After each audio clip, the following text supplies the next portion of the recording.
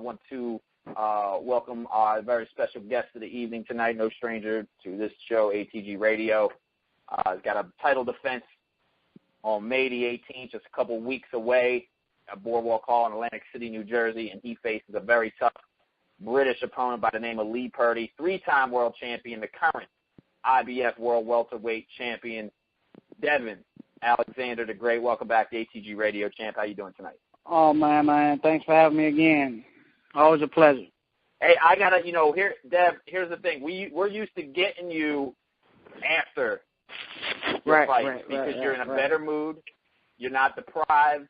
You're feeling good because you just come off of an impressive victory like the last few times we had you on the show. Right. And I figured, I said, look, let me be bold and let me see if the great will grace us with his great presence before a fight for once, because of the simple fact, I want to see where your head is. I mean, look, this Kell Brook fight fell apart 3 times.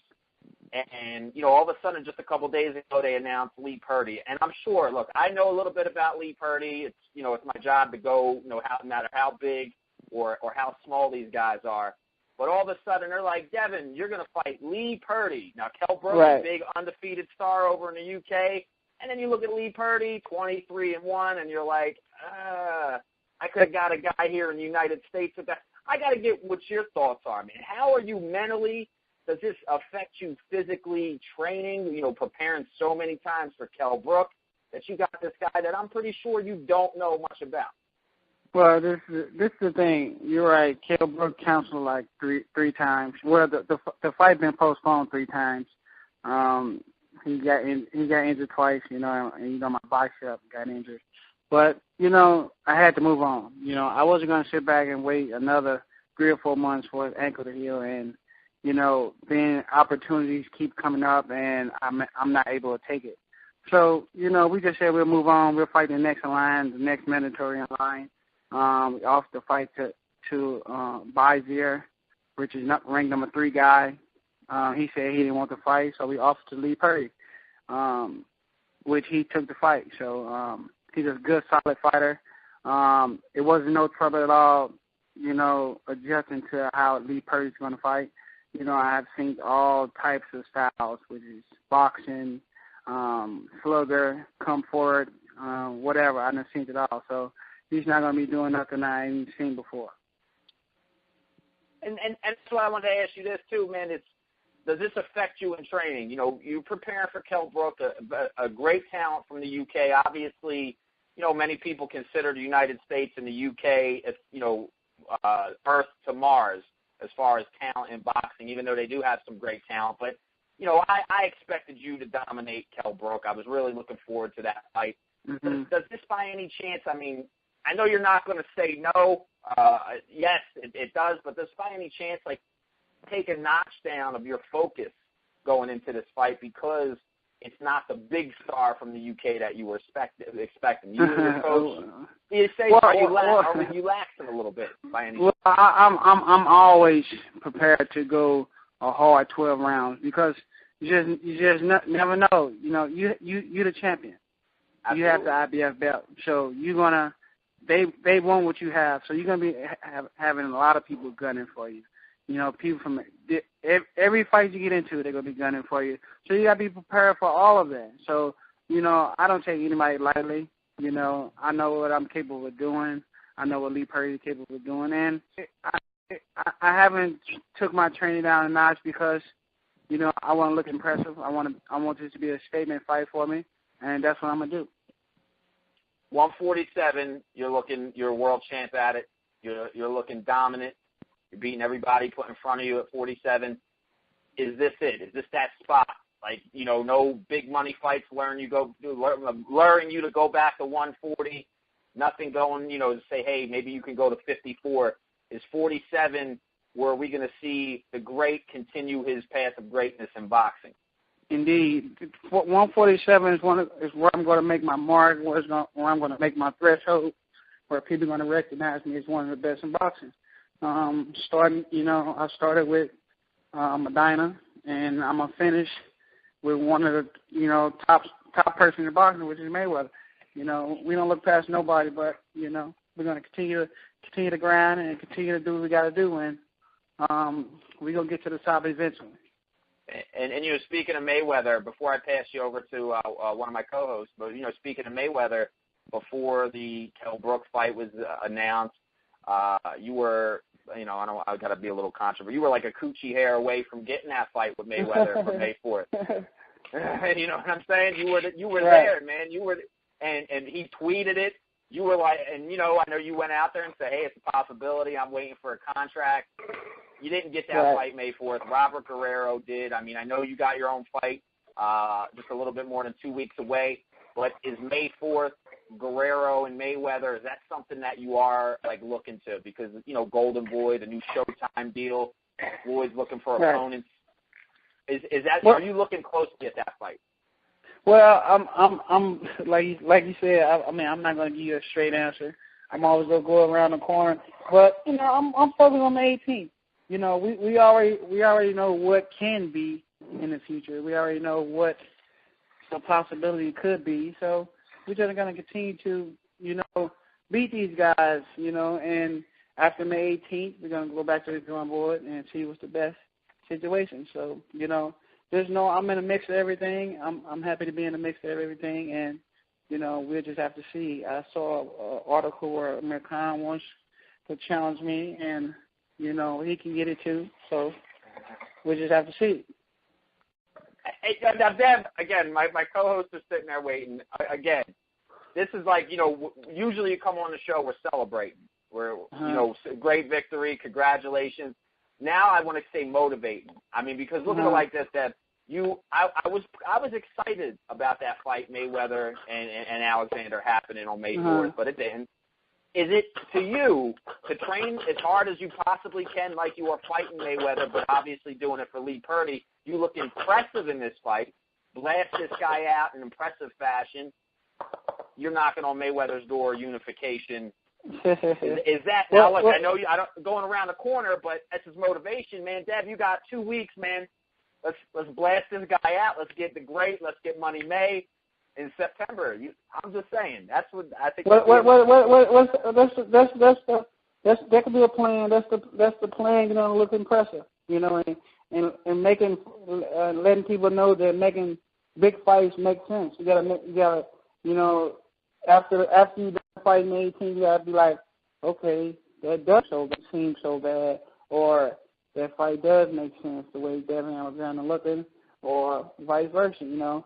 People, you gotta make people respect you, and that's what I'm looking to do, May 18th. My co-host Tim Cudgett, my co-host Rufus Defabow. I know they're sitting there. I'll go Tim Cudgett. Tim, you still with us, Tim? Yeah, I'm here. Devin, I just got a few questions. First being, you mentioned the Khan fight.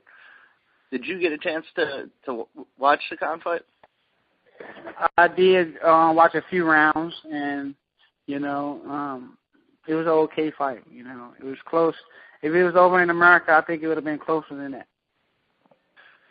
So what do you think of the progression, quote unquote? I'm kind of making these air quotes as I asked, is the progression of Khan since switching to Virgil Hunter.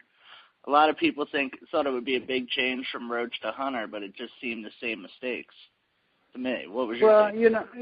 You this is the thing. It's like catch-21 with Khan. You can't teach chin. They're just unteachable, and that's a big thing that you need in boxing. You're gonna get hit. You're gonna get hit hard, and it's on how you take that and continue to fight. And it seemed like when he get hit with a good shot, he just can't take it. You can have the best trainer, you can have the best trainer money can buy, but this is boxing. You're gonna get hit, and if you get hit, you can't. What are you gonna do? He just ain't got no chin. So they got to be real careful on who they put him in the ring with, and some of these top fighters like myself, they got to be careful. Right, I agree. Now, there's two fighters fighting, I believe it's on your undercard, that were actually mentioned as potential opponents for you before Purdy was announced, is Sean Porter and Phil LaGreco. How do you, since they're potential future opponents, both of them, how do you see that matchup playing out? Sean Porter, he knows me from the amateurs. I beat him in the amateurs, so he knows me real well. And he, if that time presents itself, and if if their team and my team come together and make that happen, then I'm happy to fight Sean Porter, because his dad, saying that we duped him when we was little or whatever. I was 10, he was 8. All this drama going back and forth. So, I beat him. His dad's mad, I guess, and still holding a 20-year grudge. So, but if they want to sign a contract, we can happily do that, because I haven't shied away from no challenge, no fighter at all. Because I believe in my skill. And who was the other guy you say? I didn't even know he was in the running. What was his name? Phil Greco. He's the guy that's kind of always just shouting out names at Twitter, hoping to land that fight. Oh, okay, yeah. I didn't know nothing about a Greco. I mean, to be honest, saw some with Sean Porter, but other than that, I didn't see anybody. I mean, I don't even know who he is, really, to be honest. Wait, Tim, you failed to mention. Listen, I'm not too thrilled about that card. I mean, you think about it like this: Devon Alexander, the welterweight champ of the world, but on that same card, there's a big fight for the 140-pound title, and it's someone that you've been in a ring before. You had a great tough fight with, and you defeated him. That's Lucas Matthysse and Lamont Peterson. Hey, Tim, you're forgetting about this. Devon could be fighting one of these guys, the winner in the future. Lamont Peterson expressed interest to go up. People are trying to push Matthysse. He's wanted a rematch. I got to ask you this, Dev, your prediction on that fight. That's a big fight for 140 pounds. That's a huge fight, actually. That's going to be an excellent fight. Their boxing is definitely making a comeback, and a strong comeback, and they're definitely putting the best fights on. So, I got to go with Lamont, only because, I've known Lamont since the amateur days. He has that defense where you can't hit him unless he's open. I'm pretty sure he's smart enough to know how hard Lucas Matthysse can hit. And I don't think he's going to be, dumb enough to just go in there and bang him out. I think he's going to be smart. You know what Matthysse is going to do. He's coming to hurt you. He's coming forward, and he's not going to back up, until he knocks you out or finish the fight strong. So, I got to go with Lamont. He has to stay strong, and he has to do what he has to do to be smart in there and get away from Lucas Mathysse power. So I think he'll be able to do that in this fight. Dev, can I get you to agree with me on one thing? If not, you're the consummate professional in boxing, but I have an argument on this show with everybody, and there's so many people come on the show and they're like, Lucas Matthysse is the most feared guy in boxing. He's unbeatable. He could beat this guy. He could beat Mayweather. He could beat anybody at 140. And I sit there and I say to them, I'm like, listen, if this guy is so unbeatable, how come, for one, he didn't beat you, Devon Alexander? Two, he didn't beat Zab Judah. If he's that good, do you think there's too much hype around this guy because he's beaten? And I take no disrespect to anybody. This is me as a critic, not a guy who laces them up and get inside the ring. But I'm sorry, Mike Dallas was no way a world-level competitor. He was a guy that didn't deserve a title shot. Jose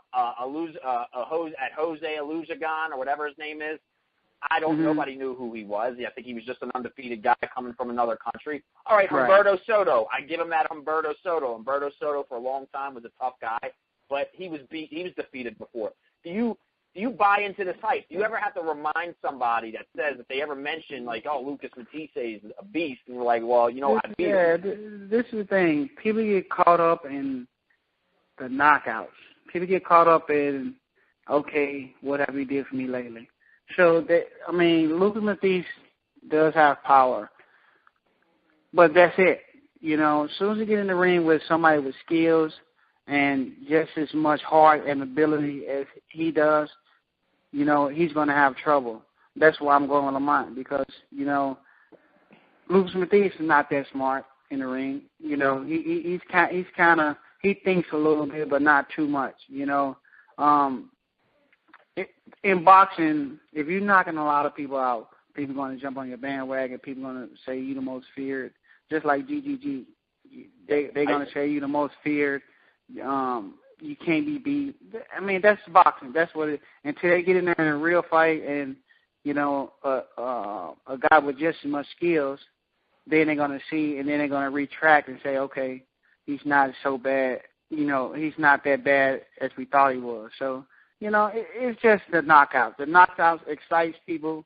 The knockout, you know, has people mentally on their knockout, and, you know, they think people fear him like that. The funny thing is that's why Dev, you're always one of a pleasure to talk to, because I put Triple G under the same scope as I do Matthysse, because a lot of these people are like, oh, Triple G, nobody beats him. Until we see him as one of them top guys. Right. I'm glad you cleared that up. Before I get to any, I know I don't want to keep you too much longer, but Rufus Defabao, I know he wanted to at least say hello to you. I don't know if he had a question. Rufus, you're the great Devon Alexander, IBF World Champ. I just want to say to you, you're going to destroy Lee Purdy in that ring, and I just want to hear from you a prediction on the knockout, because even the people in Britain are saying this man has no chance. I want to know when the knockout's coming. You know, I mean, you know, I don't like to talk about it, but like I said earlier, this is going to be a statement fight for me. You know, I'm not backing up. I'm not, you know, doing my usual. Well, I'm going to be smart, of course. But I feel strong. I'm in shape, and I'm definitely going to come in there. And I say about the 6 or 7 round, we'll see if we still be there. I'm glad you were honest and upright with me, sir. This is not going to be a fight. This is going to be an execution, you know. And I give you all the luck in the world, you know, best compliments and everything. And Jesus bless you, sir. Thank you, sir. Now, Dad, final thing, man. Final thing. We could talk to you for days, man, but we got to do the celebration, man, and we can start really calling out names. We can look further. May 4th. You know, I know who you want to win on May 4th. Does Robert Guerrero have a chance, in your opinion? Do you see anything in Robert Guerrero that's going to, you know, give Floyd Mayweather any trouble and possibly come up with an upset victory? Well, this is boxing, so everybody has a puncher's chance. Everybody got a lucky punch that can get in and knock a person out. You saw Roy Jones and Tarver. You know, you saw with Sergio Martinez and Paul Williams. You see it all the time. So everybody has a puncher's chance. But do I think, you know, Guerrero can do it? I don't know. I don't think so. You know, I'm pretty sure, you know, Floyd's training hard. Guerrero's a solid fighter. He's gonna come to fight. He's gonna come game, and Floyd better be ready for sure. But I don't think, you know, he's gonna be able to stand up to Floyd after a while. After a while, Floyd's gonna figure him out. You know, he's gonna be game for a few rounds, and I think Floyd's gonna figure him out and just pot shot him all night, and, you know, be smart about it, and, you know, come out with the victory. That's how I think it's gonna play out. You gonna be there in attendance? You gonna be there live, checking it out, getting you know, the big fight? No, I'll be, you know, this week, you know, we're tapering down.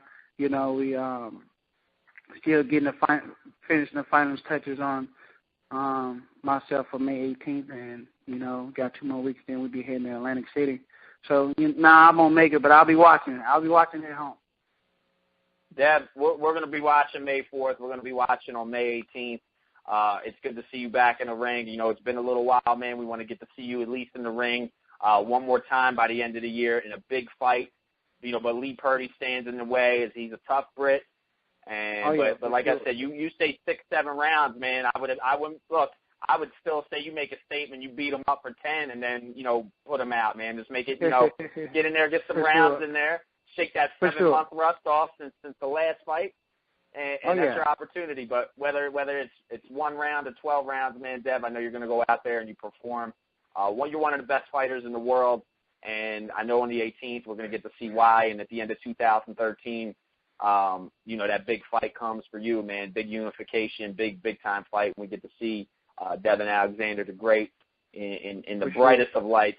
And Dev, as always, man, I was really surprised, man. We were able to get you before a fight. I hate bothering you before a fight. Yeah, it's all right. It's all right. I was able to do it. So it's no big. You're just as pleasant before as you are after, man. And if we could get you within, you know, about 3 weeks' time, man, that Monday or Wednesday after your fight, man, talk a little bit more with you. We greatly Oh, appreciate for sure. that. You know I'll be on. You know I'll come on after the fight, let you know how I did it and what I did. You got it. Devon Alexander, the great IBF World Welterweight Champion, May 18th. Lee Purdy is the victim. God bless you, bro, man. We're looking forward to doing this again. Thanks for having me. Thanks for All having right, me. Dev. Have a good one, man. All right, there you have it. Devon Alexander, always an amazing interview with such an amazing fighter, and always look forward to having him right here on ATG Radio.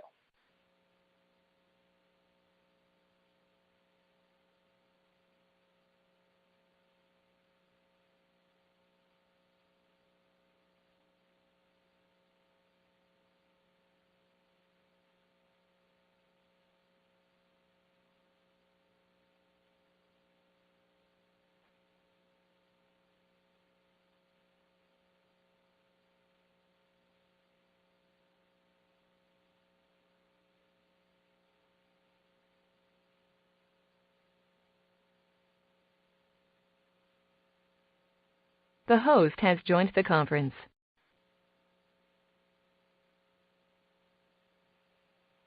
You guys still there?